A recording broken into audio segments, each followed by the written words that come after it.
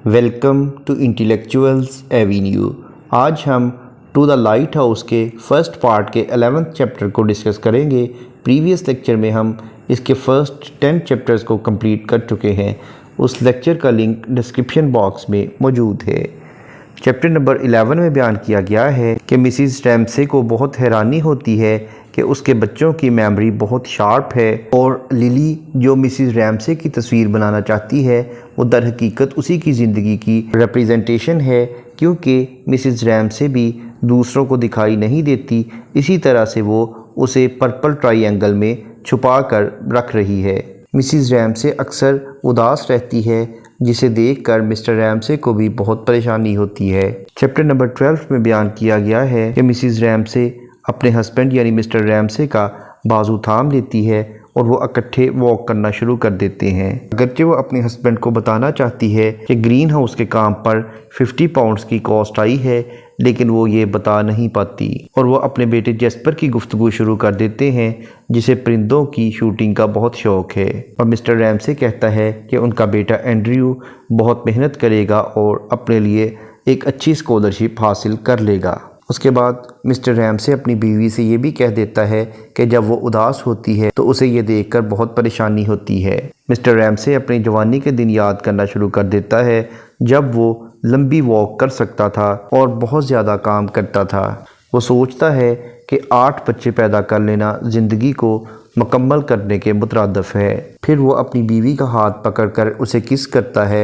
इस पर Mrs Ramsay की आंखों में आंसू आ जाते हैं। घर वापस जाते हुए वो सोचती है कि उसका हस्बैंड ज़िंदगी की बहुत सी खुशियों से महरूम है, लेकिन ज़िंदगी की बहुत सी चीज़ों के बारे में उसका विजन बिल्कुल क्लियर है और उसका माइंड आम लोगों से बहुत बेहतर है।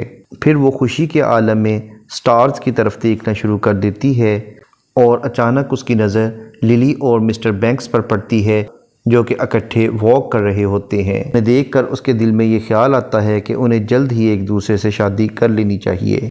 चैप्टर 13 में बयान किया गया है कि लिली और विलियम बैंक्स यूरोपियन कंट्रीज़ के बारे में बातें करते हैं और वहाँ के म्यूज़ियम्स के बारे में बात करते हैं जिनको उन्होंने विज़िट किया हुआ है। लिली कहती है कि उसे दूसरों की तस्वीरें नहीं देखनी चाहिए, क्योंकि वो उसे अपने काम से मायूस कर देती हैं।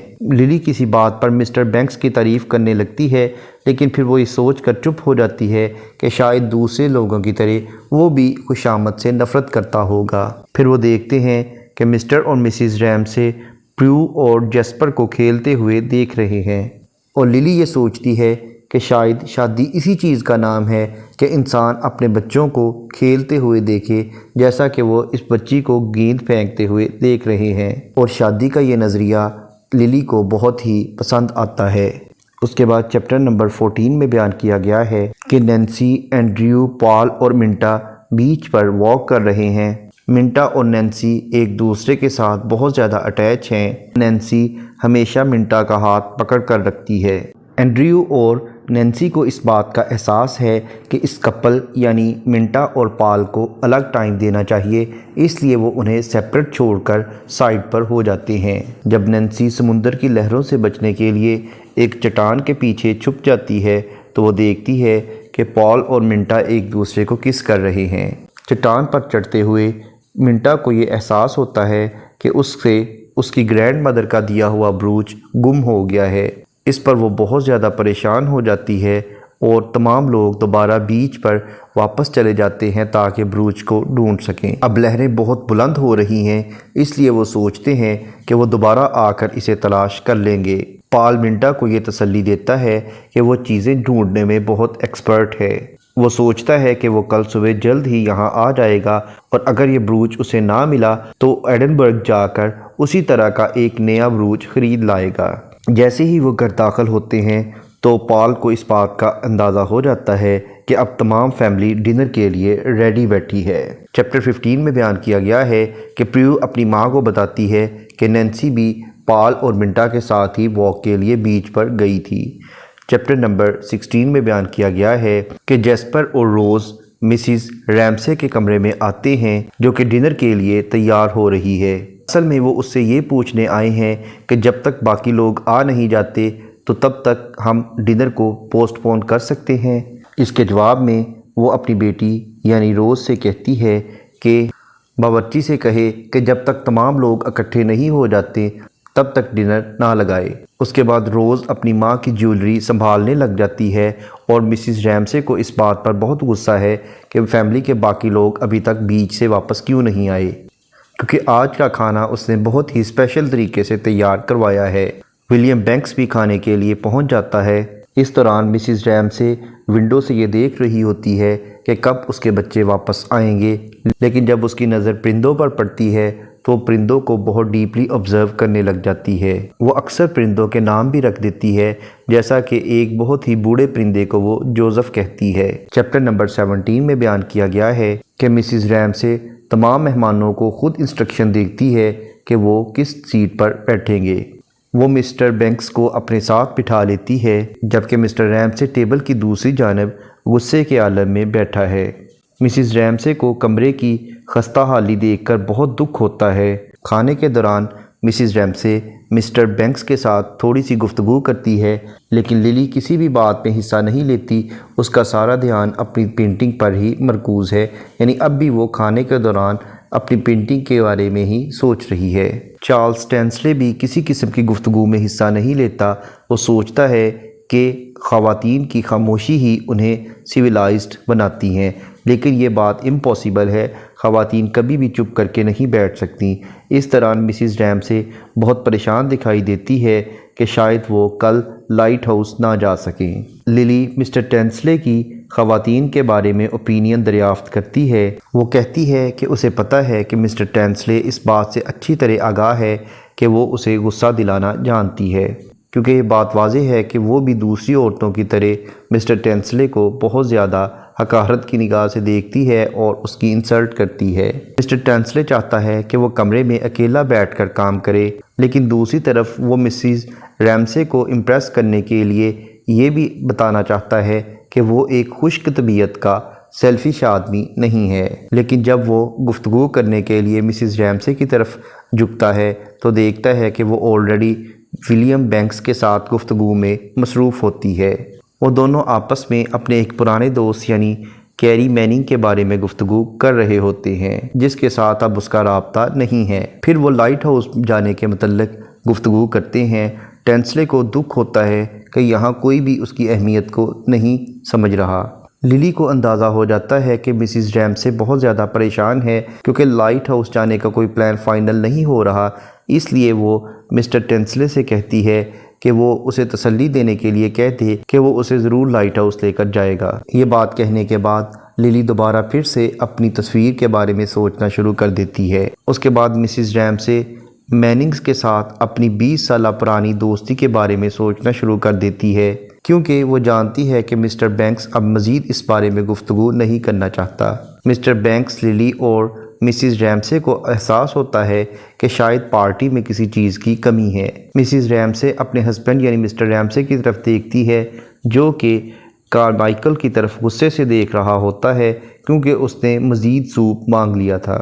اس کے بعد مسز ریمسے روز اور روجر سے کہتی ہے کہ وہ کینڈلز جلا دیں۔ مسز ریمسے اور مسٹر کارمائیکل ٹیبل کے درمیان رکھی گئی فروٹ کی ڈش پر اپنی نظریں جمائے ہوئے بیٹھے ہیں۔ اس دوران منٹا اور پال بھی پہنچ جاتے ہیں اور وہ بتاتے ہیں کہ منٹا کا بروچ ڈھونڈتے ہوئے انہیں دیر ہو گئی تھی۔ ایک طرف تو مسز ریمسے چاہتی ہے کہ پال جلد از جلد اسے پرپوز کر دے، دوسری طرف وہ منٹا کی خوبصورتی سے جیلسی بھی فیل کرتی ہے۔ وہ ان دونوں کو ٹیبل پر اکٹھے ہی بٹھا دیتی ہے اور وہ سوچتی ہے کہ انہوں نے جب وی یعنی ہم کا لفظ استعمال کیا تھا تو اس کا مطلب ہے کہ اس نے اسے پرپوز کر دیا ہوگا۔ اس دوران مسز ریمسے یہ بھی سوچ رہی ہوتی ہے کہ للی کو مسٹر بینکس کے ساتھ لازماً شادی کر لینی چاہیے۔ اس دوران بچے بڑوں کی کسی بھی بات پہ دلچسپی نہیں لیتے، بلکہ اپنے ہی ایک دوسرے کے ساتھ جوکس شیئر کر کے ہنسنا شروع کر دیتے ہیں۔ مسز ریمسے ونڈو سے باہر دیکھ رہی ہوتی ہے، جبکہ مسٹر ریمسے ایک کہانی سنا رہا ہوتا ہے اور اپنے آپ میں ایک پوئم گنگنا رہا ہوتا ہے۔ چیپٹر نمبر 18 میں بیان کیا گیا ہے، کھانے کے دوران وہ لوگ پوئٹری سے لے کر پولیٹکس تک تمام موضوعات پر گفتگو کرتے ہیں، اور جب تمام لوگ اٹھ جاتے ہیں تو مسز ریمسے اوپر چلی جاتی ہے اور ونڈو سے باہر اسے ایم ٹری دکھائی دیتا ہے اور وہ اس درخت کو لائٹ ہاؤس کے ساتھ کمپیئر کرتی ہے کیونکہ دونوں نے اپنے آپ کو مضبوطی سے زمین میں گاڑ رکھا ہے۔ وہ یہ بھی سوچتی ہے کہ اگرچہ یہ پارٹی تو ختم ہو گئی ہے لیکن یہ تمام زندگی ان کی یادوں میں اسی طرح سے قائم رہے گی۔ اس کے مرنے کے بعد بھی اس کے آئے ہوئے مہمان ہمیشہ اسے اس پارٹی کی وجہ سے یاد رکھیں گے۔ پھر وہ بچوں کے کمرے میں جاتی ہے جہاں کیم اور جیمز ابھی تک جاگ رہے ہوتے ہیں اور وہ بہت غصے میں ہیں۔ کیم خوف کی وجہ سے نہیں سو پا رہی کیونکہ اس کے کمرے میں جیمز نے زبردستی ایک پگ کی سکل یعنی کھوپڑی رکھوا دی تھی۔ مسز ریمسے اپنی شال کے ساتھ اس کھوپڑی کو کور کر دیتی ہے اور کیم کے ساتھ ہی لیٹ جاتی ہے اور اپنی بیٹی کو سلانے کے لیے اس کے ساتھ اس کے انٹرسٹ کے مطابق گفتگو کرتی ہے۔ کیم کے سو جانے کے بعد وہ جیمز کے بستر پر آتی ہے اور اسے کہتی ہے کہ وہ پریشان نہ ہو، وہ کھوپڑی ابھی بھی اس کے کمرے میں موجود ہے۔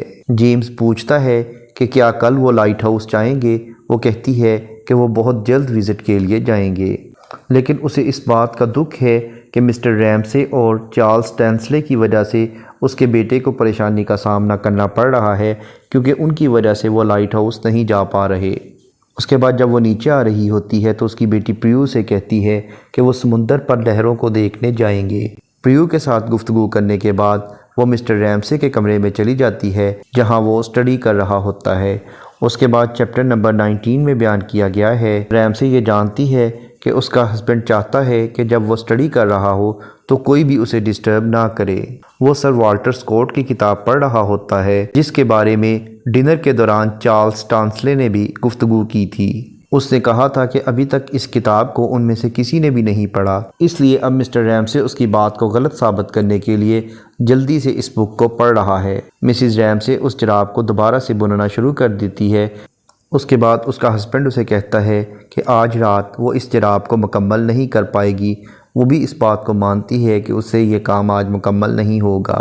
مسٹر ریمسے چاہتا ہے کہ اس کی بیوی اسے محبت کا اظہار کرے، لیکن اگرچہ وہ اس سے محبت کرتی ہے لیکن اظہار نہیں کر پاتی۔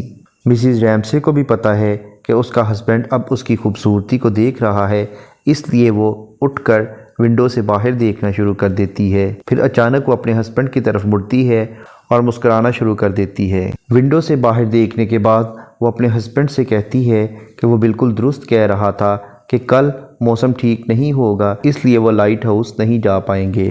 یہاں پر اس ناول کا پارٹ 1 کمپلیٹ ہوا۔ نیکسٹ لیکچر میں ہم پارٹ 2 کو ڈسکس کریں گے۔ ان تمام لیکچرز کو ڈیٹیل میں سمجھنے کے لیے اسی چینل یعنی انٹیلیکچوئلز ایوینیو پر ٹو دا لائٹ ہاؤس کی پلے لسٹ کو وزٹ کریں جس کا لنک ڈسکرپشن باکس میں موجود ہے۔ Thank you for attending this lecture.